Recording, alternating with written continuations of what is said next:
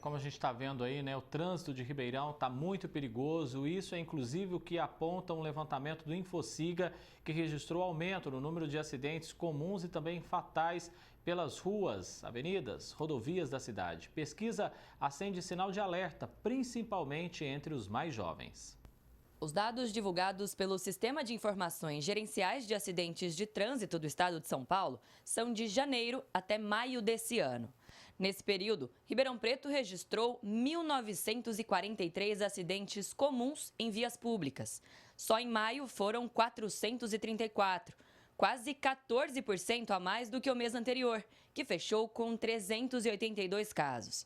Ainda segundo o Infociga, a cidade teve 39 acidentes fatais, números que preocupam autoridades e especialistas. 100% dos acontecimentos, infelizmente, foram por causa de imprudência, né? Foram escolhas pessoais dos condutores que levaram a risco e, infelizmente, ao óbito. É muita desatenção associado a excesso de velocidade, o uso do aparelho celular, a inobservância de sinalização, sobretudo a semafórica, né? E o que a gente percebe é que os condutores, de um modo geral, têm a informação, conhecem as normas de trânsito, mas fazem escolhas equivocadas. Isso está muito associado ao comportamento humano, né, na direção, seja ela por uma motocicleta ou por um automóvel, e também a questão da fiscalização. A fiscalização ela acontece, só que ela não está sendo suficiente.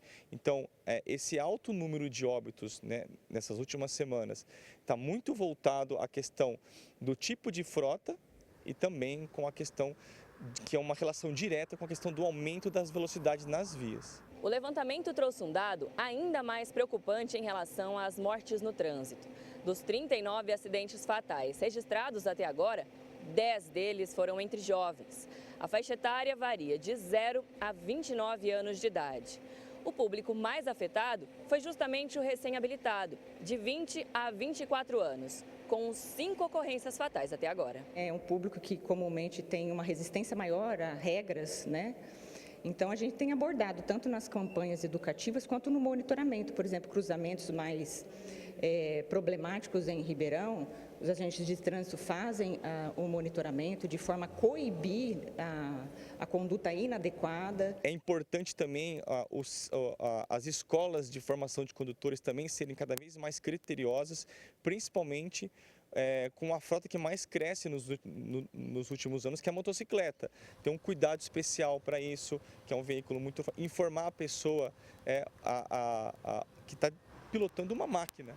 E essa máquina ela pode ficar fora de controle caso a pessoa não tenha habilidade para tal. Então, se você está dividindo o espaço com uma outra pessoa no trânsito, é importante você respeitar o espaço do outro. São acidentes tão violentos que chamam a atenção. No último dia 22, um entregador de apenas 20 anos morreu após perder o controle da moto e atingir a mureta da Avenida Meira Júnior, na Zona Leste. A moto foi parar a mais de 70 metros do local do acidente. O rapaz trabalhava em um restaurante e voltava de uma entrega. O especialista em mobilidade urbana aponta que a pressa tem sido um fator determinante nos acidentes. A cidade está passando por intensas reformas, então faz com que hajam outras opções de rota e a pessoa acha que está perdendo tempo fazendo um desvio, né? Porque tem que tomar um outro caminho, então acaba acelerando mais, né? Achando que vai chegar mais rápido no seu destino. Não vai, né? Porque a gente tem um trânsito muito intenso e isso é um dos fatores. O segundo fator está muito associado à questão social. Então, eu preciso entregar determinado produto em tal hora. Eu sou partidário da colocação de câmeras de fiscalização por radar nos semáforos, né? Para que pegue não só a infração de quem está utilizando o automóvel, mas também quem utiliza a motocicleta. Ribeirão vive uma crescente nesses sinistros de trânsito nos últimos 4 anos. A agente de trânsito afirma que o foco é trabalhar a educação e, acima de tudo, a conscientização dos motoristas. A norma de trânsito ela é notória para todos, né? O que precisa alcançar é essa conscientização, é cada um fazer uma escolha adequada, pensando em si, pensando nos demais, de forma segura, contribuindo para que o trânsito seja pacífico e seguro. Mortes no trânsito são inadmissíveis, nós acompanhamos, monitoramos esses dados, né? E confrontamos com as atividades que nós desempenhamos aqui na RPMOB. Alice Carvalho para o Jornal da Clube. Para arrematar tudo isso que nós acabamos de falar, no nosso núcleo de jornalismo está Dr. Ademar Padrão, advogado, especialista nessa área de trânsito, de mobilidade. Doutor, são quase 2.000 acidentes em um intervalo de apenas 4 meses no trânsito aqui de Ribeirão. É um número alto e que deve sim preocupar não só as autoridades, mas toda a sociedade também, né? Boa tarde, doutor Ademar.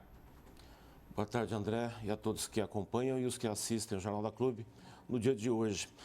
Mais uma vez, né, uma triste reportagem. Foi muito bem feita a reportagem, eu digo, mas o objeto dela é muito triste. A morte, né, como tema central. André, é um conjunto de fatores. Foi muito bem colocado pela agente da RPMOB, pelo engenheiro também que prestou o seu esclarecimento. Mas eu digo o seguinte, o número em si, ele pode até não representar muito. É um absurdo falar isso, né? O que acontece é que realmente nós no Brasil não temos uma mentalidade voltada à questão preventiva, também na questão do trânsito. E de 2017 para cá, falei muito com vocês isso, a tendência era aumentar. E por que 2017? Porque as tendências em relação à substituição de frota, carros mais novos, até o transporte coletivo de uma maneira mais ampla sendo oferecido, poderia sim trazer algumas mudanças que, não sendo trabalhadas naquele momento, teriam como resultado o que estamos assistindo hoje. Então nós podemos até achar muitos culpados, principalmente a vítima, é o grande culpado. Porém, é um sistema que está desarmônico no sentido do planejamento urbano, no sentido da preparação do condutor, do motorista. Ele é preparado de uma maneira muito abaixo do mínimo necessário e a principal lei que ninguém divulga é a lei da física. Essa é implacável. Então, o que estamos assistindo é um resultado de uma demanda que já vinha acontecendo no sentido do acidente, não foi trabalhada a contento. Eu lembro que, em relação à lei de trânsito, o trânsito em condições seguras é um dever de todos, mas, na verdade, cabe ao poder público controlar, preparar bem a via pública, pavimentação, sinalização e formação do condutor. Então, é um conjunto que, se não trabalharmos de uma outra forma, vai ser necessário uma guerra para poder recuperar o que está sendo perdido. Doutor, a gente está falando de 39 mortes nesses acidentes. Como o trabalho de fiscalização nas ruas também deve acontecer para tornar esse trânsito um pouco mais seguro na análise do senhor? André, sabemos que a fiscalização em si, em Ribeirão Preto, ela está aquém do necessário em relação ao número de agentes. E falamos muito da questão da multa, fica a multa pela multa. Então, o trabalho que tem que ser feito no município seria de orientação, inicialmente, mas demanda um número muito grande de agentes de trânsito para fazer aquilo que está no artigo 1º da Lei de Trânsito, que é o corpo a corpo, né? A multa ela é lavrada muitas vezes sem a parada do condutor do veículo e isso não gera nenhum tipo de reação futura, educativa, que venha a fazer com que o condutor melhore o seu comportamento. Então, se o comportamento está errado de um lado, e está, que é de uma minoria, do outro lado o poder público está muito abaixo, né, no serviço que ele fornece para poder orientar. Então, eu entendo que tem que melhorar a fiscalização a partir do momento da colocação de mais agentes de trânsito e levar realmente o tete a tete, o olho a olho, para poder orientar. A multa tem que ficar para o final, não é o que está acontecendo em Ribeirão Preto.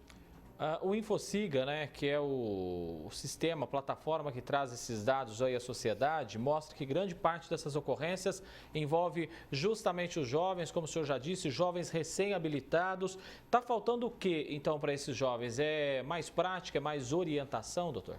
A orientação também, né? Eu digo que em casa, a família tem que olhar muito para essa situação, porque não é de hoje que, infelizmente, os jovens são aqueles que mais pagam o preço mais alto nas questões do trânsito, até porque é um público maior em relação a condutores. Existe sim uma estatística da Secretaria Nacional de Trânsito que mostra nesse sentido. Então, o jovem, aparentemente, né, pensamos que por ser jovem estaria agindo num comportamento errado. E não é isso que acontece. A orientação, digo de novo, tem que começar na formação do condutor. Foi falado na entrevista, uma melhoria na formação, mas se o autoescola apertar mais no sentido do comportamento, ele também não consegue fazer muita coisa porque a legislação é frouxa no sentido da aprovação do condutor. Então, está errado a obra como um todo, mas, na verdade, o município ele deveria investir mais na questão do corpo a corpo, na orientação e na sinalização, que, embora tenhamos aí uma nova realidade no transporte público e nas